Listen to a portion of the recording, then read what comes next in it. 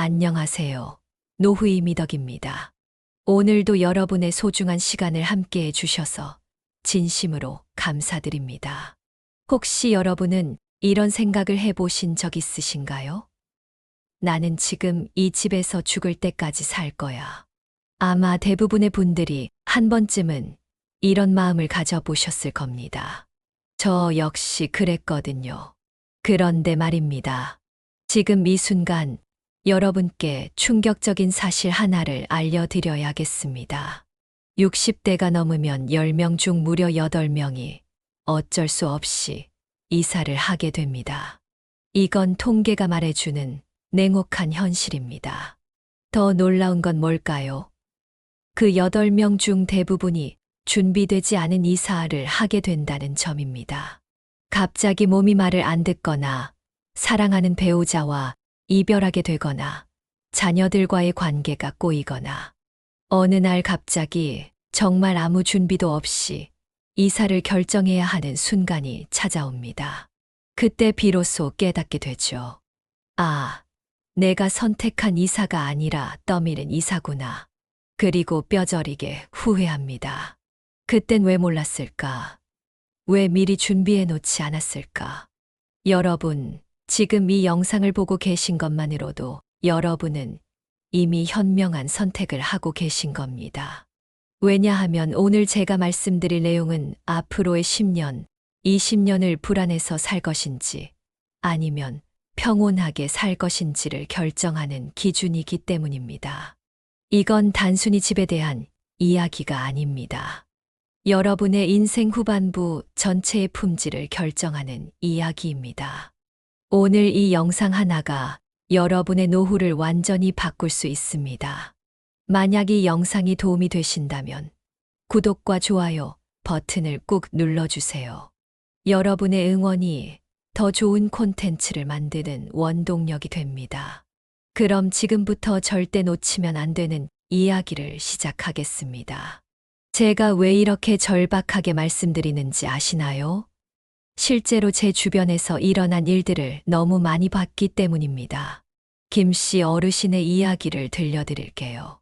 65세에 은퇴하시면서 큰 병원 근처가 안전하겠다며 대학병원 바로 옆 아파트로 이사를 하셨어요. 처음 3개월은 좋았대요. 혹시 모를 일에 대비할 수 있어서 마음이 편하다고 하시면서요. 그런데 문제는 그 다음부터였습니다. 매일 밤낮으로 들리는 앰뷸런스 소리, 창밖에서 울리는 경고음이 김 씨 어르신에겐 이웃의 비명처럼 들렸다고 해요. 언제든 나일 수도 있다는 불안감이 계속 커졌답니다. 6개월 후, 김 씨 어르신은 불면증과 우울감으로 정작 그 큰 병원에서 치료를 받게 되셨어요. 아이러니하죠. 안전을 위해 선택한 곳이 오히려 건강을 해치게 된 겁니다. 여러분, 이게 바로 두 번째 함정입니다. 병원 근처가 좋겠다는 생각 말이에요. 병원은 기다리는 곳이지 사는 곳이 아닙니다. 노년을 병원 근처에서 보낸다는 건 몸이 아프기 전부터 마음이 먼저 병들 수 있다는 뜻이에요. 그럼 어디가 좋을까요? 복지관 근처입니다. 왜냐하면 복지관은 살기 위한 공간이거든요. 밥을 먹고 사람을 만나고 무언가를 배우고 나누고 웃고 삶이 굴러가는 하루의 중심이 되는 곳이에요. 게다가 대부분 무료이거나 도시락 하나보다 싼 가격에 프로그램 여러 개를 듣고 밥까지 먹고 올 수 있어요. 병원은 지출이지만 복지관은 투자입니다. 나를 살리는 투자 말이에요. 실제로 일본에서는 복지관 근처 집값이 학군지보다 비쌉니다. 한국도 이제 곧 그렇게 될 거예요. 복지관은 노년의 강남이라고 할 수 있어요. 자, 그럼 이제 세 번째 함정에 대해 말씀드릴게요. 이건 정말 많은 분들이 빠지는 함정인데요. 이 나이에 어디 가요? 자식이랑 같이 살아야죠. 이런 생각 해보셨죠? 처음엔 정말 좋습니다. 밥도 같이 먹고 손주 웃음소리도 들리고 외롭지 않아서 다행이다 싶어요. 그런데 2달만 지나보세요. 며느리의 말투가 달라집니다. 사위의 눈빛이 싸늘해집니다. 심지어 자식까지 말없이 피하기 시작해요. 왜일까요? 우리는 가족이라는 이름으로 서로의 자유를 갉아먹고 있는 겁니다. 박씨 할머니께서 하신 말씀이 가슴에 와 닿더라고요.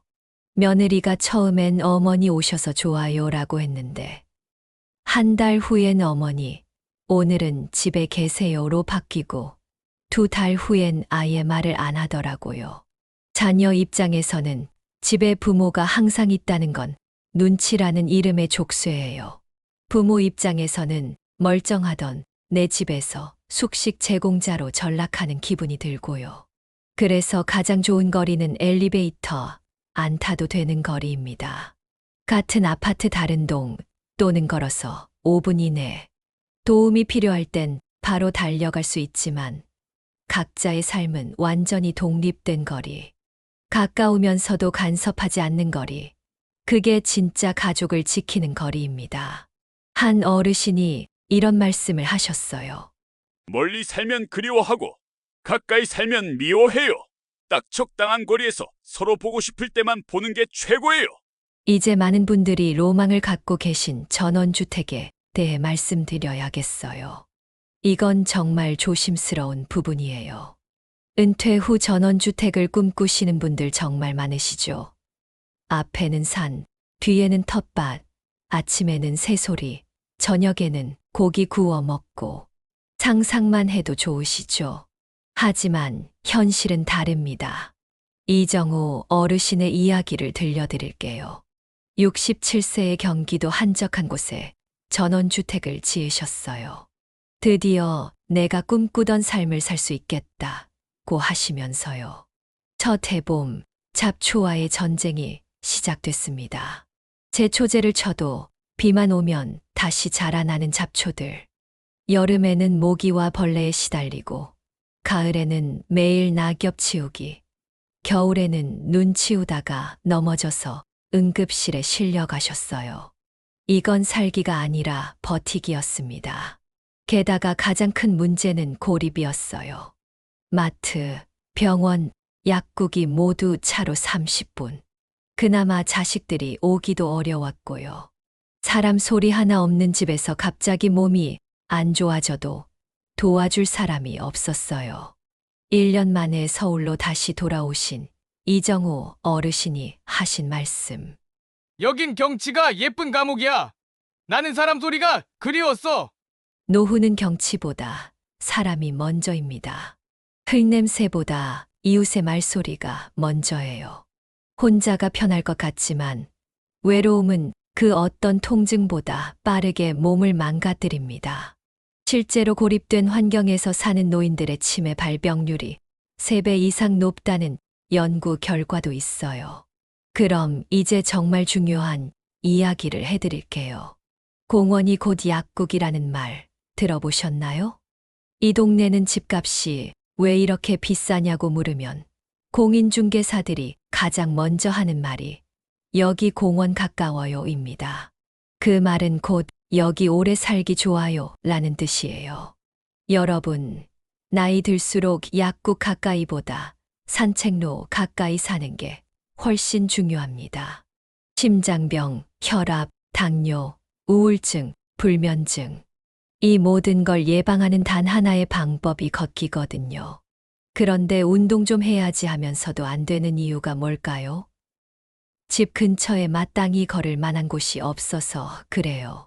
좁고 차 많은 인도, 시멘트 덩어리 아파트 단지, 커다란 도로만 있는 동네. 이런 데서 걷는 건 건강이 아니라 스트레스예요. 하지만 나무가 많은 산책로, 호수가 있는 공원, 벤치에 앉아 햇빛 쬐 수 있는 쉼터가 있는 동네라면 걷는 게 의무가 아니라 기쁨이 됩니다. 75세 최할머니께서 하신 말씀이 인상적이었어요.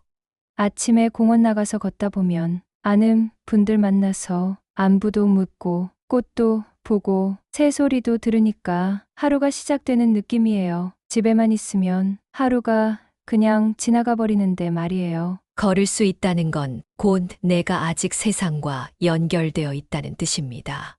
사람들과 마주치고 자연을 느끼고 천천히 하루를 정리하는 이게 바로 우리를 사람답게 살게 해주는 시간이에요. 걷지 않으면 마음이 먼저 무너집니다. 마음이 무너지면 몸도 같이 무너져요. 약보다 먼저 챙길 건 밟을 수 있는 땅입니다. 이제 정말 현실적인 이야기를 해야겠어요. 많은 분들이 놓치는 중요한 부분인데요. 난 그냥 여기서 죽을 때까지 살 거야. 이런 생각 이해합니다. 하지만 세상 일은 그렇게 흘러가지 않아요. 마지막 집을 정할 때 반드시 고려해야 할 게 있습니다. 팔릴 수 있는가? 이거예요. 갑작스럽게 병이 생기거나 배우자와 이별하거나 혼자 감당하기 어려운 일이 생겼을 때 그 집을 처분해서 돌봄 비용을 마련해야 하는 순간이 찾아와요. 그런데 집이 팔리지 않습니다. 너무 외진 곳, 너무 오래된 구조, 너무 비싸게 들여놓은 전원주택. 살 땐 좋았지만 팔 땐 아무도 안 보러 오는 집. 실제로 경험하신 한 어르신 말씀이에요. 아버지가 치매에 걸리셔서 요양원에 모셔야 하는데 시골에 있는 집이 2년째 안 팔려요. 결국 빚을 내서 요양원비를 내고 있어요. 결국 가장 힘들 때 가장 발목 잡는 존재가 아이러니하게도 그 집이에요. 그래서 노후에 사는 집은 살기도 편해야 하지만 팔기도 쉬워야 합니다. 교통이 되고 생활 인프라가 있고 수요가 꾸준한 곳. 어쩌면 이건 투자보다 더 중요한 안전망 확보예요. 마지막 집이니까 내 마음대로 꾸미고 살겠다. 좋습니다. 하지만 그 이후까지도 생각하셔야 해요. 집이 곧 자산이고 노년에 가장 유용하게 쓸 수 있는 비상금 통장입니다. 팔 수 없는 집은 결국 나도 묻고 자식도 묶어요. 마지막 집은 내가 머무는 곳이 아니라 언제든 내가 떠날 수 있게 도와주는 곳이어야 한다는 말 꼭 기억해 두세요. 그럼 이제 구체적으로 어떤 집에서 살아야 할지 알아볼까요? 크게 4가지 선택지가 있어요. 실버타운 먼저 살펴보죠. 겉보기는 정말 천국 같아요. 밥도 나오고 병원도 있고 운동 프로그램도 많고 얼마나 좋아 보이는데요. 실제로 실버타운은 굉장히 잘 갖춰져 있어요.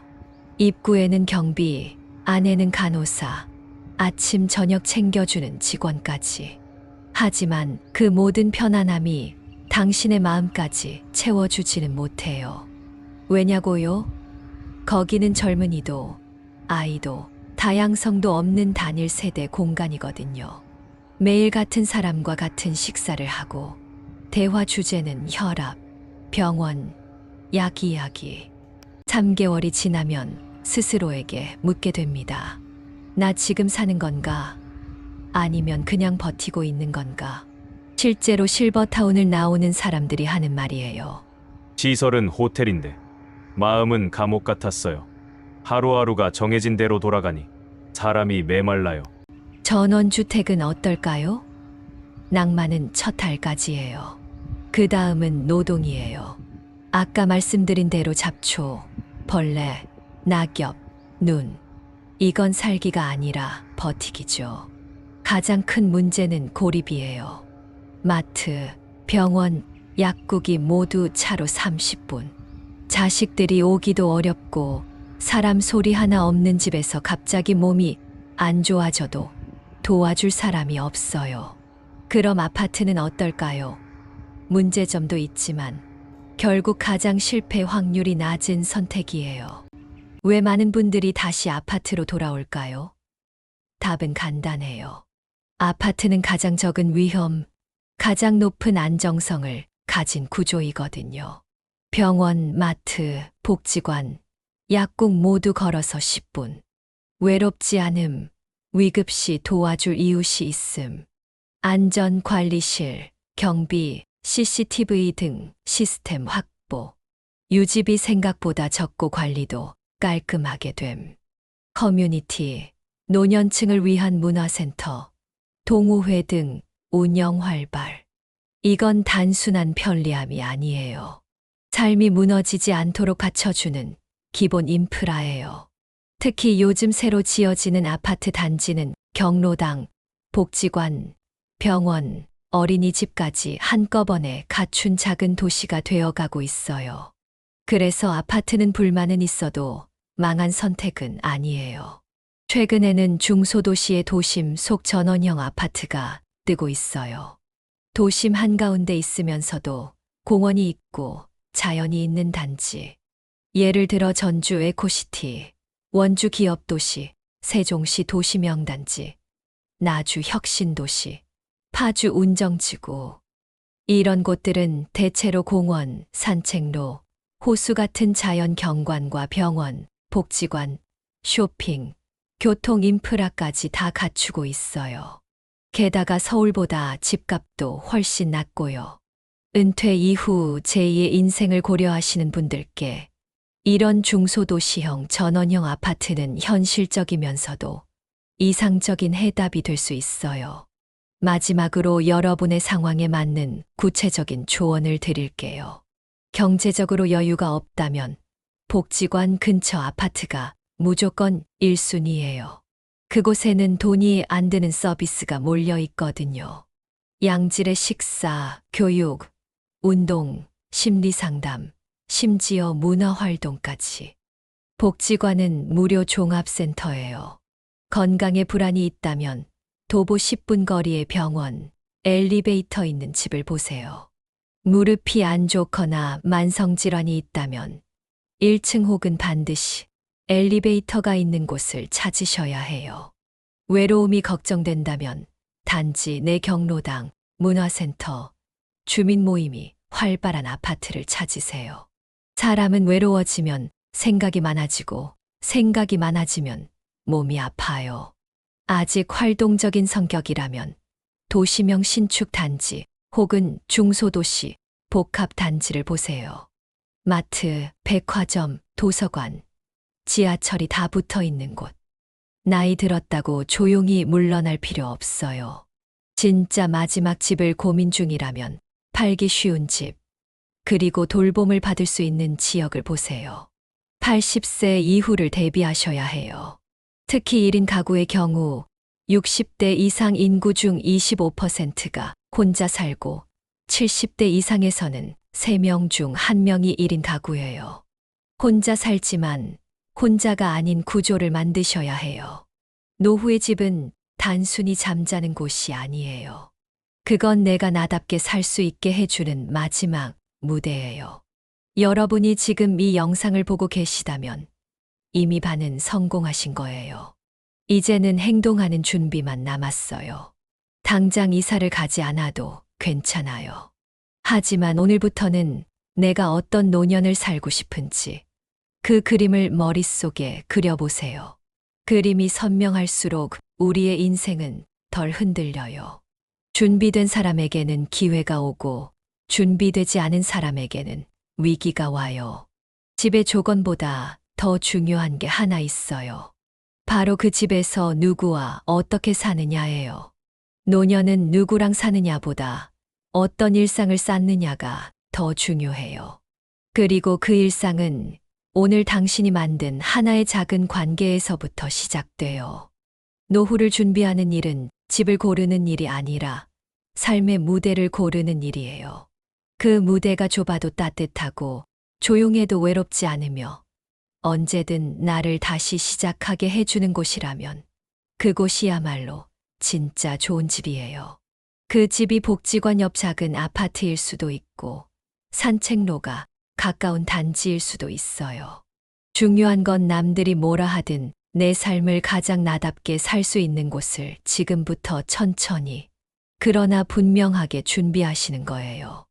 오늘 영상이 여러분의 다음 이사 그리고 다음 인생을 준비하는데 작은 등불이 되었기를 바라요. 여러분의 경험과 생각을 댓글로 나눠주세요. 여러분의 이야기가 누군가에게 큰 위로와 깨달음이 될 거예요.